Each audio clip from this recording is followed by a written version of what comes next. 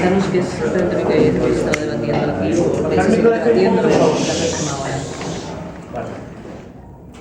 Bueno, hoy se hace aquí un encuentro estatal de plataformas de afectados por la hipoteca de todo el Estado.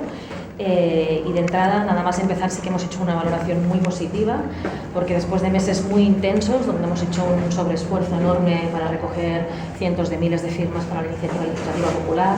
donde ha habido una campaña de scratches que valoramos como un éxito total por todo el debate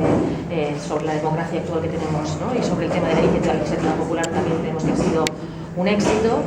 Y después de valorar esto, sobre todo estamos valorando la fortaleza del movimiento, o sea, el movimiento que empezó ahora hace algo más de 4 años en Barcelona como una pequeña experiencia, pues 4 años después vemos que el movimiento ha crecido más que nunca, que ahora hay más de 160 plataformas en todo el Estado. Hoy están aquí presentes más de 60, de hecho todas habrían querido venir, pero somos un movimiento ciudadano autoorganizado sin recursos, por lo tanto muchas personas tienen dificultades económicas para desplazarse. Pero a pesar de ello, hoy estamos aquí 160 personas de las distintas plataformas, lo cual demuestra la reunión estatal más numerosa. Cada reunión estatal que hacemos hay más gente